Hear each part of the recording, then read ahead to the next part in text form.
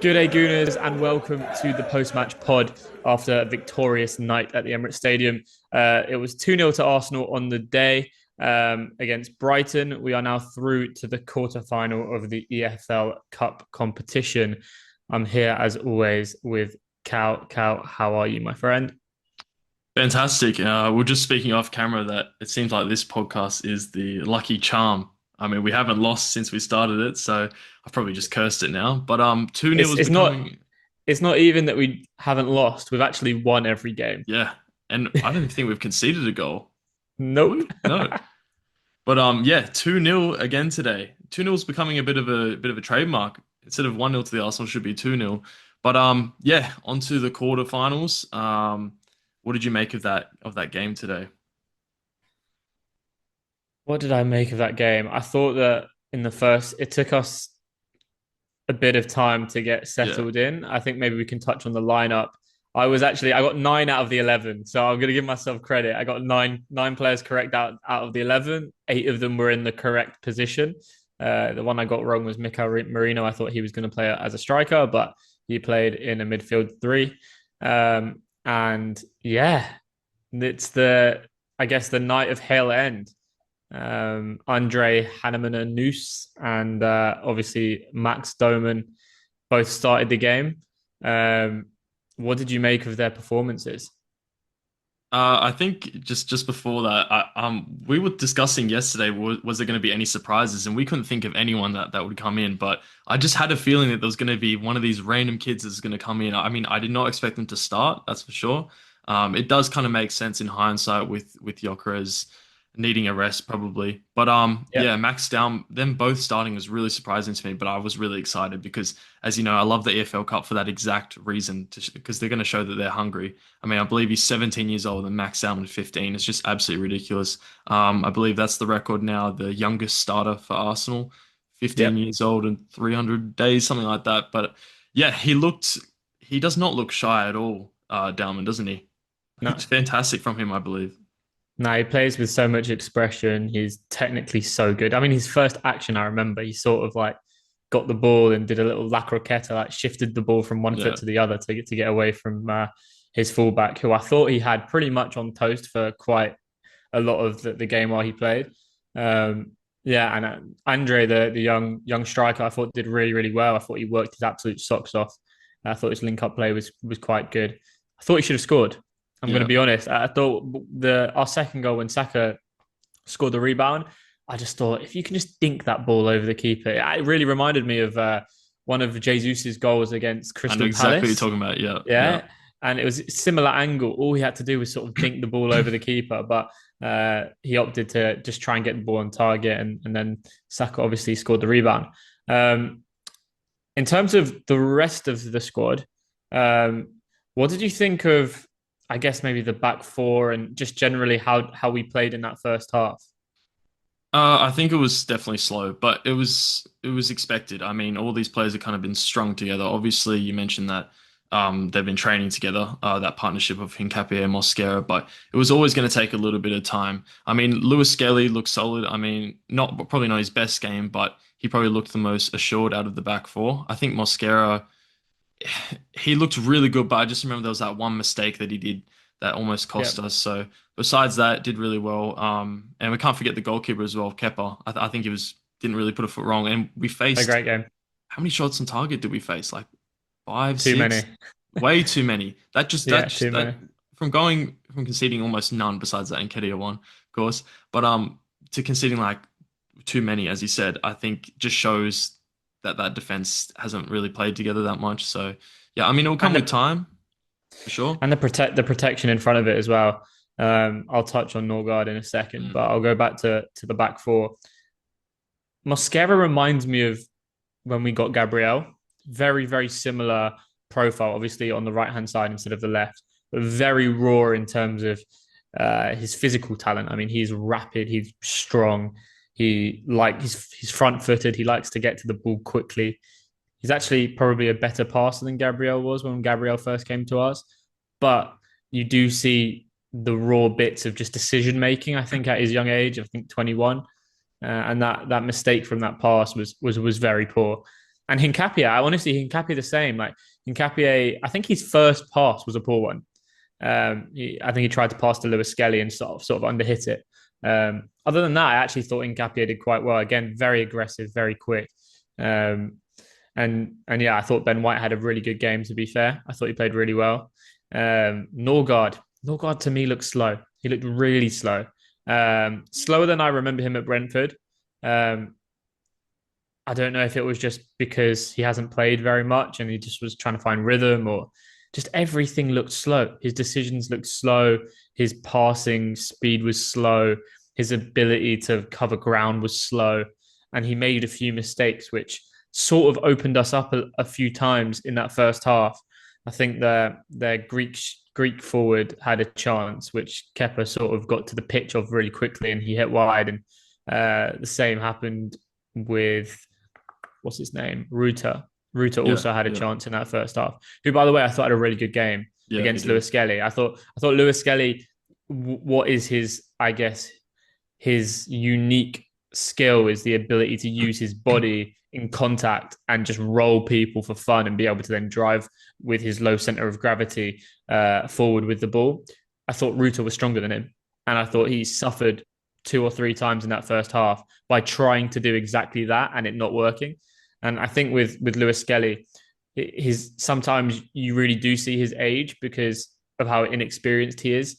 I mean, other times he's just off the charts good, but I think when it comes to that specific thing, it's a very high risk, high reward technique of sort of showing the ball, but using your body to shield it and then to explode out of that action and try and drive forward. Yeah. Because he's so young, you've got to allow it for him to lose the ball sometimes. And I think today sort of showed that part of his game, which maybe he needs to improve on in terms of making that judgment as to when to do it and when to play more simply. Yeah, for sure. He definitely looked like that was probably one of his main weaknesses, but it's going to come with time. He's only, what, 19 years old. He's going to get stronger. Definitely playing alongside all these big defenders in training as well. He's just going to rough him up a little bit, make him stronger. So I don't think we should be too worried about that. But yeah, Rota, great game, I think, on for the Brighton side of things. Just on Brighton, how did you make of their setup? Because I heard the commentator say that this is actually the first time this season that they've set up with a back three, but at times it was obviously a back five with those wing backs. What did Yeah. you think of their whole setup? Well, the first thing that I will say is it just shows how good Arsenal are, that teams who never use certain formations and setups will come to us specifically to play that setup because they know what type of day they're going to have or what type of day they're expecting. Um, I thought Brighton played really well in that first half. They were on the front foot. They were pressing pretty well. They have times where they press quite aggressively, and they were winning those balls. But I think that those wins were coming more from our mistakes, our tactical mistakes. I think Arteta referred to some of the key decisions and the non-negotiables for him when in possession we didn't remember in the first half, and that led to their chances. But yeah, no, they have certain players who are just very, very good. So when you're, I guess, accumulating an 11 of players who don't usually play together against some that from Brighton who usually do, Baleba obviously being the obvious one to me, he has the ability to just receive the ball on the half turn and just spin and go. And he's so powerful and quick. Like he breaks through players that we have, Marino and maybe Ethan, who are less, I don't know, quick off the mark, off the ball. And it made their ability to break through our press quite easy in that first half. I don't know what you thought about that.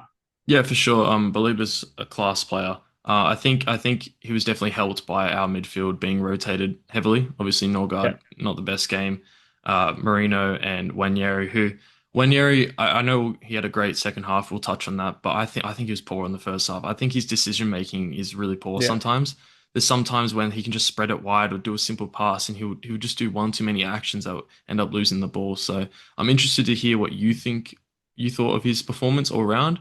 We can get into the second half as well, if you like. Yeah, I think when it comes to Ethan, like we do have to remember that he is only 18 years old. You know, he's very, very young, and young players make poor decisions. You know, and the best players are the ones who usually make the right decision more often. which is why someone like Saka, for example, is just so good and has been for so many years because he often makes the correct decision. And also with that position, right, I feel like there should be a aspect of risk attached to it. Yeah, When you're for playing sure. as a number 10, like you want to make risky passes because if those passes come off, then you're in a much better position than not making the pass at all. And that would probably be one of my biggest question marks in previous when it comes to Arteta and being very risk adverse with the players that he places in those positions. But what I would say is you notice the difference when Odegaard plays, and all of those Odegaard haters hate to admit it, but we are missing him so badly right now. And it's because of that, exactly that. He rarely makes the wrong decision, but he also has the intensity off the ball, on the ball, and the quality of pass that no one else in that squad has. So yeah, I'll go back to Ethan. He had a relatively poor, quiet first half. I thought there was a few times where himself, Ben White, and Max were rotating quite well, and they forced a few situations, and they did a few good things. But yeah, the tempo for me changed after half time, and I guess we will come back. We'll come on to that now. Yeah, so the second half, we didn't actually make any changes at the halftime break. I was personally saying that I think we should. Yeah, I wanted to bring on like a Rice or Supermany just to have that control in midfield. I think that's yeah, something we lacked in the first half, but we didn't. We kept going, and then Wanyeri, that was a beautiful goal. I great goal, mean, that felt like old Arsenal. The whole setup of it, the back heel from Marino is just exceptional. I brilliant, love that, and a really, great really good, finish from and Wanyeri as well. great finish. He's in that zone 14 area, which is sort of the area sort of centrally outside the area or just inside the area. He's deadly. He doesn't need much of a backlift. His technique is always good. He doesn't even need to necessarily look at the goal. He knows where it is and he knows how to strike a ball properly with his left foot. What I will say is, and something that I've sort of advocated for since the birth of G'Day Gooners, is Eze playing out on the left hand side because he started that move. He received the ball from one of our central midfield players and he sort of dropped his shoulder a few times and played Mm. that pass inside and followed that with a run as well, which took the defender away. And then obviously the back heel was magical. Miles sort of came round and delivered a perfect weighted pass for Wanyeri to hit first time. Great goal. They say we can't score goals from open play. And here we are scoring 2 goals from open play. So yeah, no, really happy with that. I mean, next they'll start making tables with if only set piece goals counted. If only you know what I mean. Whatever they're going to do, whatever they want. But yeah, two non set piece goals today. I think that's a big thing for us as well with our B team against a pretty strong Brighton side. I mean, that's Yeah. always good to see. Definitely the fluidity is starting to come. But let's just touch on that second goal. So about 15 minutes later, we had a lot of whole flurry of substitutes come on. We had Gabriel, Timber, and Saka all come on. Yeah. Triple substitution. As soon as I saw that, game's won. That was my Yeah. mindset. I was like, as soon as I saw Gabriel come on I know Hincapié had a great game, and I want to also say I agree with you on he looks so aggressive. I mean, Yeah. this guy, he looks like he's just gonna break someone's ankles one game. Like I'd definitely be scared playing against him. He looks so aggressive coming to press you, but You know um, who he reminds me of? Do you remember Gabriel Paulista? yeah, I was gonna say He he reminds reminds me me of of him. Mosquera a little bit actually, like Yeah, the yeah. I figure. mean, Yeah, they're both yeah, very aggressive, but yeah, he for gives sh- me Gabriel Paulista vibes with yeah, maybe for slightly sure, more ability. for Um, sure. yeah, no, 100%. I mean, Arteta has been very critiqued, sorry, in the past about his ability to make subs and tactically change within games. I think that's something that this season he has got spot on the large majority of the time. And I was similar to you. I was thinking, oh, this game needs something from the bench and it needs it soon because if they don't sort of, I guess, come out with more intensity in the second half, then this game is there for Brighton to really hurt us and to win. Um, but he gave them the benefit of the doubt. He gave them 15, 20 minutes to make the changes by themselves. And they did. They scored the first goal. And it was a perfect time to make that change. And oh, what a run from Timber. I mean, he covered almost the whole pitch. And then at the end of that run, the weight of pass for Andre was just quality, absolute quality. And as we said, like we love it when our forwards make runs in behind, diagonal runs in behind. The weight of pass was perfect. contact was good. Keeper made a good save, and our captain was there to tap in the rebound. So yeah, no, job done, and really, really. I think between the minutes of maybe 55 to 75, I thought we were really strong. We just upped the levels, and yeah, even Eze, I thought he had a pretty normal game. I think because he was the only player who was sort of asked to play out of the ones who played at Palace. He sort of coasted through the game. He sort of left the running for other people, which I get, but he got through it. I mean, there were minutes of quality from him and little actions of quality. And yeah, I think him playing on the left-hand side will be something that we have to look forward to once Odegaard returns. Yeah, for sure. And definitely excited for Odegaard to come back because I feel like we're just starting to see that as a Odegaard combination. And then obviously Odegaard's out now. But yeah, 2-0 in the end. Pretty good game. Should we get into some player ratings? Let's do it. Righto. Kepa, what are you saying? 7 out of 10. Thought he had a really good game. Made a few really good saves at important times. Thought his kicking could be better in some parts. He opted to kick long quite often, which I've found quite frustrating at times. But listen, if he didn't make those saves in the first half, tie's gone. So 7 out of 10 for me.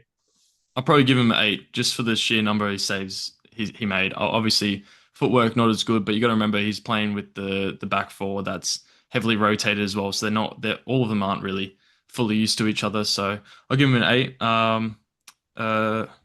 Who was that right back?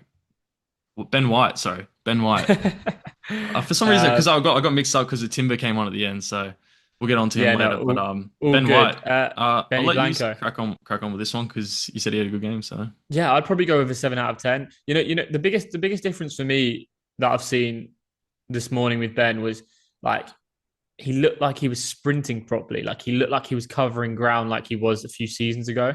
And in his performances of late, it didn't seem that he was running very freely. It looked like he was carrying like a little bit of a knock still. So it was just nice to see him like run properly and stride properly. And he combined with Dowman a few times in that first half and looked pretty dangerous as well. Yeah, I think that's why those minutes are so important for him to get in the tank. Yeah. I mean, I completely agree with you. He always looked like he was a little bit off his game, not fit enough. But today, getting a solid 70 minutes in the tank was honestly great for him. But yeah, I'll probably have to give him a 7 as well. I think for the main reason that clean sheet, played really well with Dowman and Wanyeri on that side. It reminded me of the Odegaard Saka B team sort of thing. But yeah, Mosquera. This one's a little bit tricky, I think, because I think he was pretty solid, but then he had that mistake near the end. But how much would you punish him for that? Listen, £13 million. He's a Rolls Royce of a defender. I think that is like the biggest robbery in like football history, potentially. Like, what a bargain for a young talent. Now, I'll be honest, I like to think that my knowledge of the European leagues is pretty good, but I'd never heard of him.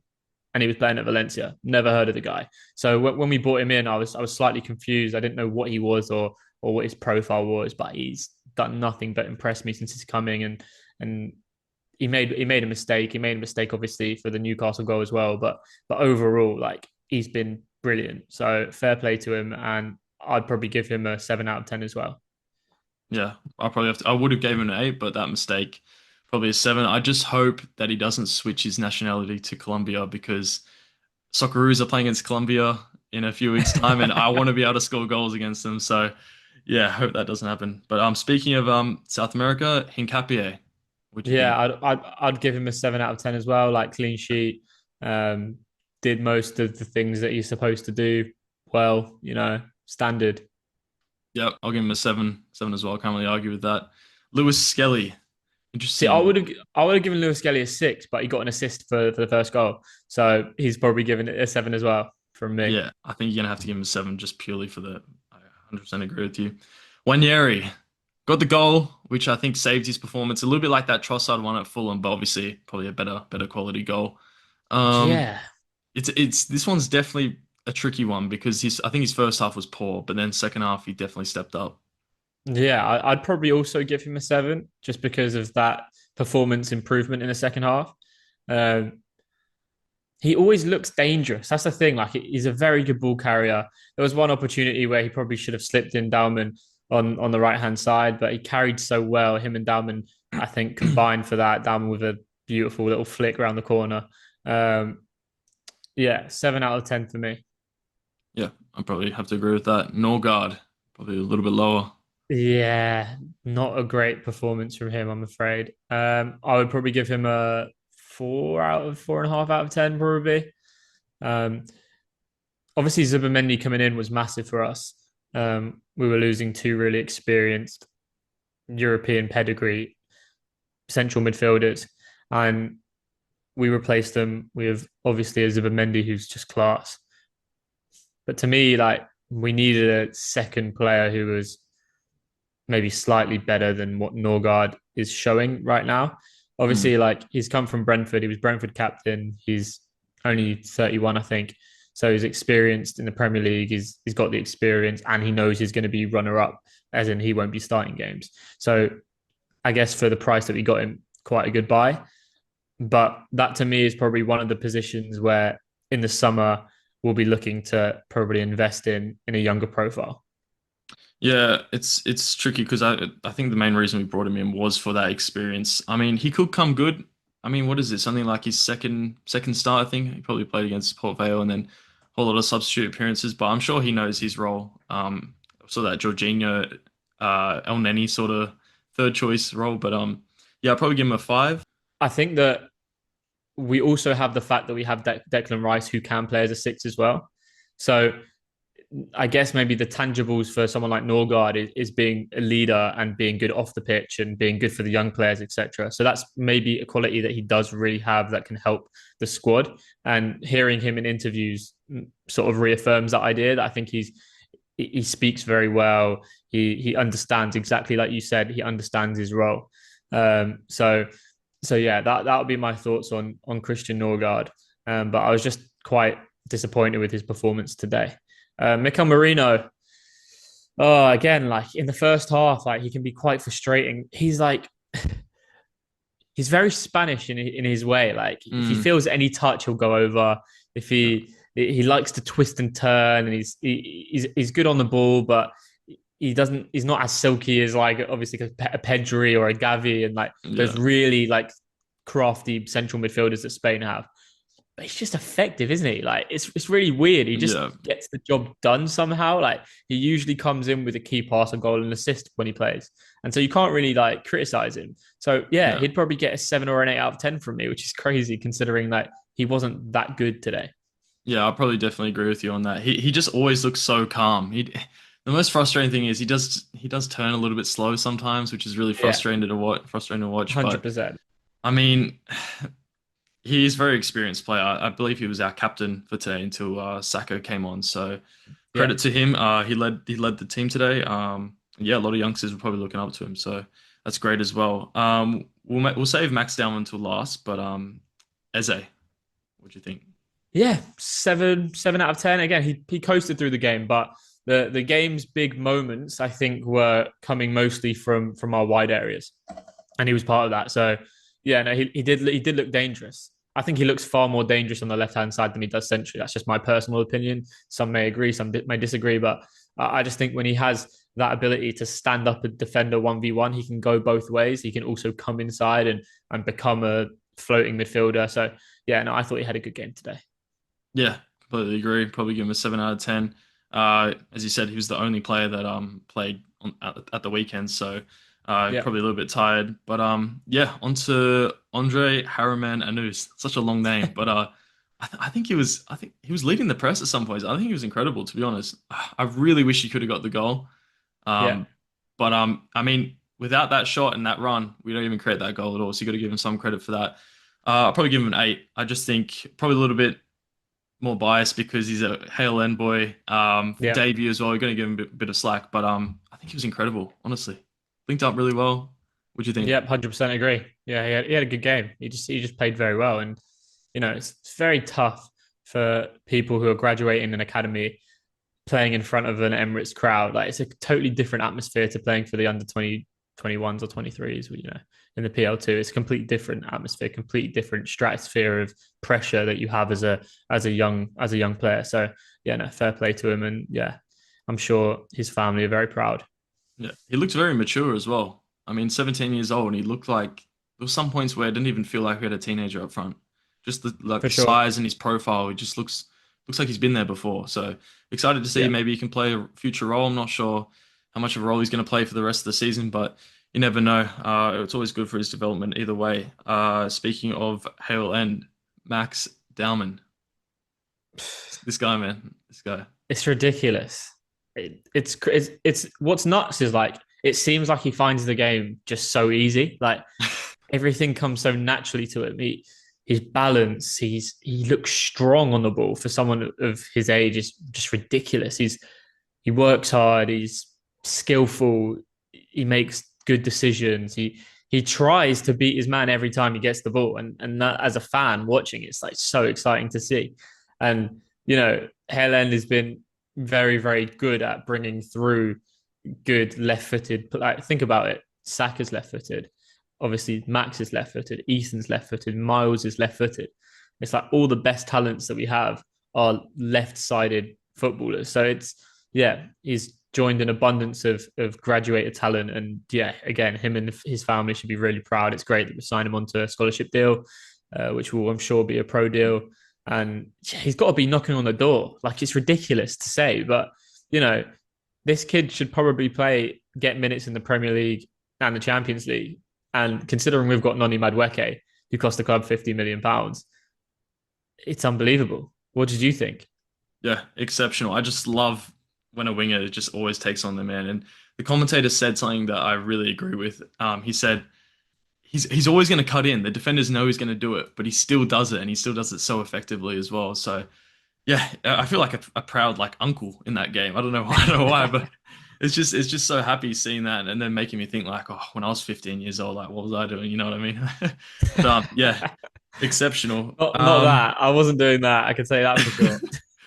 But yeah, that's our player ratings. And just on Max Dowman, would you get him involved in the Burnley game or Sunderland game at all, or do you think it's a little bit It too really early to depends call? on if Martinelli is fit, and on the bench, what's happening. I don't know when the timeline is looking for a Havertz and a Madueke to come back or an Odegaard to come back. I don't know. But yeah, if there is squad space, then why not have someone as dangerous off the bench as him to come on to get minutes? I think he deserves it. He's earned his place. We're not just saying this because he's a young player and it's exciting. I think that he really merits the minutes. And yeah, I think if the minutes are there to give him the minutes. Fair enough. So yeah, 2-0 in the end, pretty comfortable win. Next round, quarterfinal, we have Crystal Palace at home. Correct me if I'm wrong, but does the two legs start in the semi-finals or the quarters? That is a good question. I think the semi-finals, but I could Okay. be wrong. I'm pretty sure it's the semi-finals though. Okay. But yeah, I think that's great for us playing at home. I mean, we just beat Crystal Palace at home at the weekend, so yeah, pretty happy with that draw. But I mean, they did beat Liverpool 3-0, but I mean, did you see that lineup that Liverpool put out? Yeah. It was Then atrocious. I mean, sorry, uh, I need to read out this lineup because I looked at it and I was looking at it for a good 5 minutes. I was like, what even is this lineup? Freddie Woodman in goal, back five, Kirkes, Robertson left centre back, Gomez, Endo centre back, and then Ramsey right back, Brio, McAllister, Trey, Nyoni, Kieran something, and then Chiesa, the low man up top. I mean, clearly Slot is trying to sort of give a message to the fans and the board and the club that he doesn't have the options. I would argue he spent £500 million, so he should have the options, and he can't be making these excuses. I mean, they've yeah. lost 6 in their last 7 games. Imagine if Mikel Arteta did Oh that my God, yeah, they'll be coming after for his spending head. 500 million. Yeah, exactly right. But yeah, just on the rest of the EFL Cup, just quickly, City beat Swansea 3-1, Chelsea beat Wolves 4-3, and then Newcastle beat Tottenham 2-0. That's great. But Yeah, it's I'd actually always prefer to great. play Tottenham than Newcastle, to be honest. And I, if it was a two-legged thing, because obviously last year I just hate playing on, Newcastle, man. yeah, but I also it sounds crazy, but I don't like if the pressure's on, like in a semi-final and a final. I don't want to play Spurs because if we lose, it's that much worse. Yeah, and I then mean, they if we make it to win, the it's that final. much Yeah, better. If we win, yeah, it's that much better. But I don't know as well. Like Thomas Frank is a very good coach, and on a one-off or a two-off, I'd actually back us to beat Newcastle now that they don't have Isak. Hmm. More than I'd back us to beat Spurs for some reason. I don't know. I don't know if that's coming from any logic or just a load of rubbish. But yeah, I can't complain whenever Spurs lose. I'm always happy. Yeah, fair enough. Um, so yeah, Were you happy with us drawing Crystal Palace compared to the other options we could have got? I mean, we could have got City, Chelsea, Newcastle. Those are the other three. I think we've probably got the best of the bunch there, to be honest. quite possibly, and it's a home fixture. Honestly, a home fixture against any of those teams, and I'm not particularly bothered. I also think like the fixture is going to be in early December, I think. Yep, 15th, I So think. Yeah. yeah, so Jesus, Havertz, Madueke, Odegaard Odegaard. will hopefully all be back by then, and that will make a big difference to the feeling that we have going into these games. Like when I saw the lineup today, like I don't know, I wasn't negative at all. Like I thought we would still win the game, but I was not as, I guess, like I wasn't as I don't know the word is like sure that we were going to win the game Yeah, in a convincing way.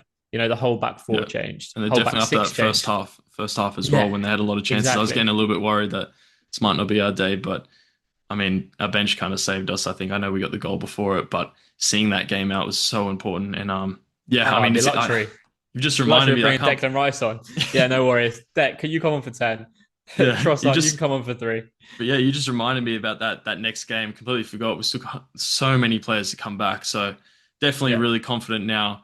But yeah, now we move on to Burnley at the weekend. We're going to be doing our preview later in the week, so stay tuned for that, guys. I think we'll wrap up here. Thank you guys so much for the support on the TikTok, Instagram, YouTube, everything. We're still trying to grow this community, make it as big as possible. So if you're not subscribed or followed, make sure you do that. We're going to be doing this every week after every Arsenal game. We've got big things ahead. So yeah, that's all from me. George, you want to add anything? yeah, guys, don't forget to have a good day, Gooners. Have a good day, guys. Or should I say, have a good day, Gooners, and we'll see you for the preview at the Burnley game. See you then.